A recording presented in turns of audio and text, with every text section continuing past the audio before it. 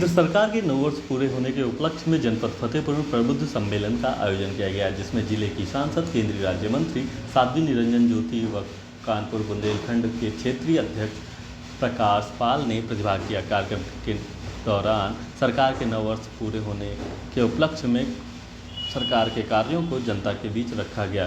साथ ही साध्वी निरंजन ज्योति ने विकास तीर्थ अवलोकन कार्यक्रम के तहत फतेहपुर में स्थापित मेडिकल कॉलेज का निरीक्षण किया। कार्यक्रम के दौरान साध्वी निरंजन ज्योति ने कहा कि 2014 के बाद देश में तेजी से विकास कार्य हुए हैं। उसी के तहत उत्तर प्रदेश में भी वर्ष 2017 के बाद से तेजी से विकास कार्य हो रहे हैं। आकांक्षी जनपद फतेहपुर में वर्तमान समय में विकास के पथ पर तेजी से कार्य हो रहे हैं, जिसके चलते फतेहपुर में विभिन्न क्षेत्रों में कार्य हो रहे हैं। मेडिकल कॉलेज बन जाने से जहां आम जनमानस को बेहतर स्वास्थ्य सुविधाएं मिलेंगी। साथ ही उन्होंने कहा कि नीति आयोग की रिपोर्ट में जहां जनपद 112वें स्थान पर था, तो अब वह 5वें स्थान पर आना जिले के विकास को प्रदर्शित करता है। मेडिकल कॉलेज का पढ़ा है तो कम से कम उसके हाथ में ठाकुर दरिया सिंह जोधा सिंह कटैया मेडिकल कॉलेज का छात्र फतेहपुर का है।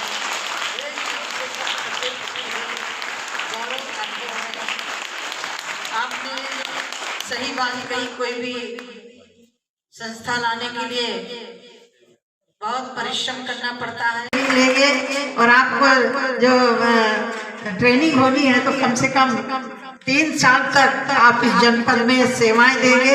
ये भी सरकार की तरफ से मुझे लग रहा है कि तय किया गया है। आप पढ़ेंगे, उस जनपद में सेवाएं देंगे, तो आपके उज्जवल भविष्य के लिए मैं कामना करती हूँ।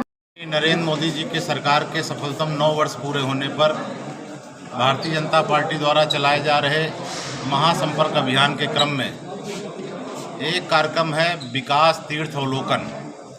ये प्रत्येक संसदीय क्षेत्र में जहां तमाम काम हुए हैं, उनमें से जो सर्वोत्तम काम है उस स्थान को, उस विकास कार्य को दी है फतेहपुर के लिए कि फतेहपुर में एक मेडिकल कॉलेज बना है।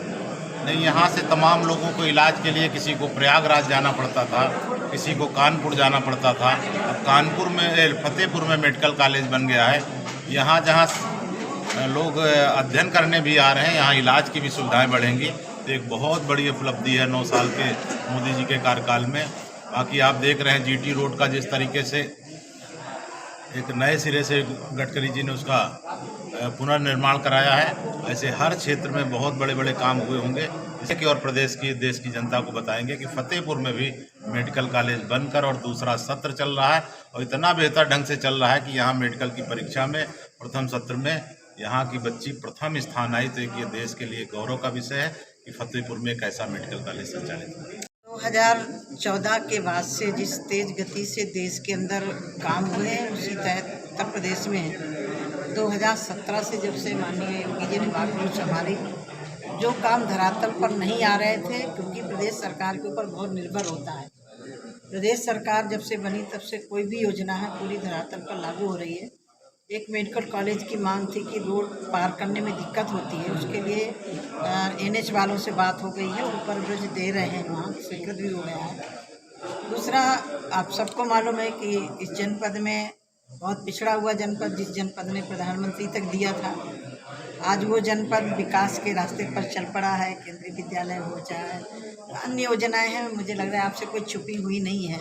उन योजनाओं के साथ साथ देश का जो सम्मान बढ़ा है, वो देश है। जब भारत का नागरिक कहीं जाता था तो गिरे मन से बोलते थे भारत का है। आज यदि भारत का नागरिक किसी देश में जाता है तो उसको सम्मान की दृष्टि से देखा जाता है। तो देश के अंदर जहाँ विकास हुए वहीं सम्मान भी बढ़ा है। और दूसरा विषय, जनपद के लिए एक ऐतिहासिक जिस छत के नीचे हम खड़े होकर बात कर रहे हैं, ऐसे ही केंद्रीय विद्यालय 2 साल में निर्माण हो जाएगा। छात्र वहाँ भी 3 साल से पढ़ाई कर रहे हैं। पासपोर्ट ऑफिस नहीं था, वो भी हो गया है। मेरे 2014 के बाद से जो प्रधानमंत्री सड़क योजनाओं का एक बहुत बड़ा लंबा जाल, जिसमें 1100 किलोमीटर पूरे ज़िले में सड़कें कुछ बन रही हैं, कुछ बन चुकी हैं। ऐसे ही प्रदेश सरकार की एक डलमऊ वाली सड़क जो बहुत ख़राब थी, ललौली वाली, हमारे विधायक दोनों खड़े हैं, चलने लायक लोग जब हम लोग टीका टिप्पणी सुनते थे वो भी। और एक और जो सबसे अहम सड़क है गाजीपुर विजयपुर, उसका आपने देखा होगा कि रोड चौड़ीकरण हो रहा है, उसके पोल सेफ्टी हो गई है, किनारे हो गए, पुल पुलिया जो टूटे थे वो भी बन रहे हैं। और मुझे लग रहा है कि अक्टूबर तक उसमें भी पूरा काम होने की कगार पर आ जाएगा।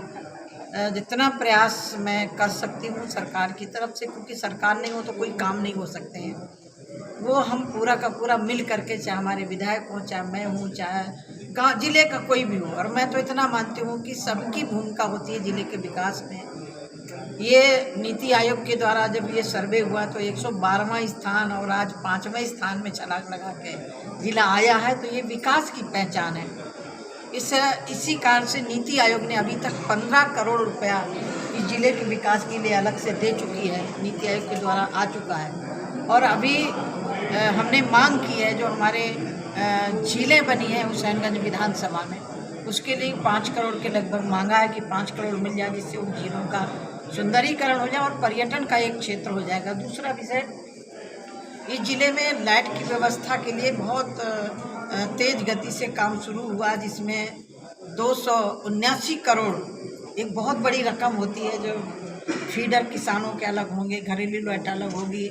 ऐसे छोटे छोटे काम तो बहुत सारे हो, लेकिन ये बड़ी परियोजना है जिनको मैं कह सकती हूँ कि योगी और मोदी जी की जोड़ी एक विकास की जोड़ी है। और इस विकास की जोड़ी में सहायक आप सब लोग हैं, आप सब लोगों ने मत दिया है, उसके कारण सरकार काम कर रही है।